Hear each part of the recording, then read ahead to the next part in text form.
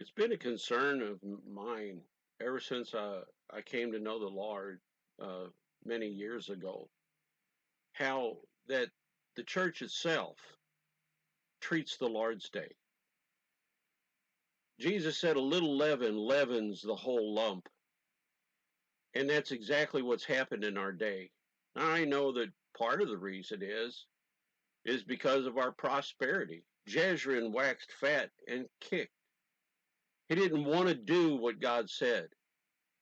He was he looked to his prosperity for everything. His prosperity, well, I'm prosperous, so therefore I must be blessed. Well, the rich man with Lazarus thought the same thing. He was blessed of God. Well, he was in this world's good, but ultimately he had never had a heart for it. When I was a kid, I used to see the stores closed on Sunday. That was the thing. There's a lot of people that are still alive today that can remember that. And I was mentioning that to another person, and they said, well, God, the reason the way stores get to be closed on Sunday is that God saves a store owner, and then they close their store. Well, what does that say about you? What does that say about people that go into the stores and restaurants on Sunday that are also going to church? Well, it just says that the only way they'll stay out of the stores or restaurants is somebody's got to slam the door in their face. Now that doesn't say much for their character. When you get people stealing, what do? They won't stop stealing. We lock them up. And the only way people stay out, and what does that say about their excuse? What excuse are they using when they say this store owner gets saved and then he slams the door in their face? What does that say? That's the same way that Adam talked about God, talked about Eve, the woman that thou gavest me. She did give me and I did eat. If she hadn't given that to me, I wouldn't have eaten it.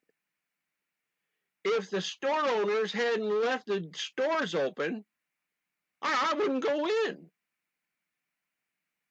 Well, that's true with everybody. Any unsaved person could keep out of the stores and restaurants if somebody slammed the door in their face. That doesn't mean anything.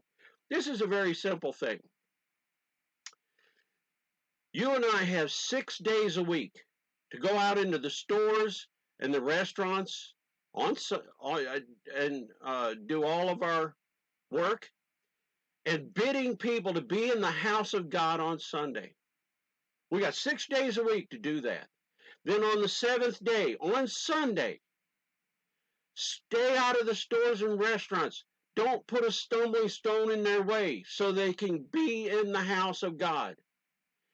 And it's on them whether they come in or not. That is not your responsibility. That's not my responsibility. That is their responsibility. Your responsibility and my responsibility are twofold. Number one, compel them to be in the house of God. Number two, don't throw a stumbling stone in their way to keep them out of the house of God. Those two things. Well, we're only doing one. When we go, what do you do when you go to church? You put money in the pot. Why do you do that? Well, you're supporting the gospel. Well, that's good, right, and proper. Then you go out into the stores and restaurants and you put money in their pot. What are you doing? You're supporting them. Israel of old did the same thing. They wanted the world, they wanted the church, they wanted all the benefits of both. But God accused them of spiritual adultery. It's about time to choose. Whose side are you on? Are you on God's side with the Word of God, or are you on the world's side? You need to give up one of them.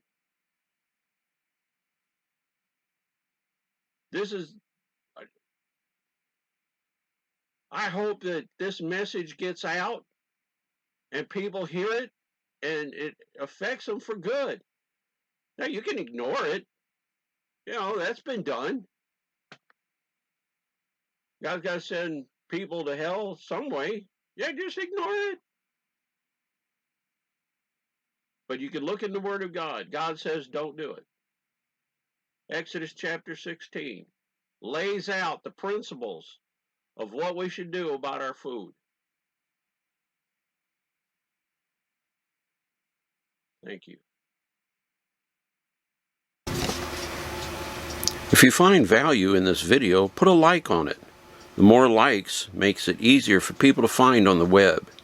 Share the video with others, and subscribe to hear new videos.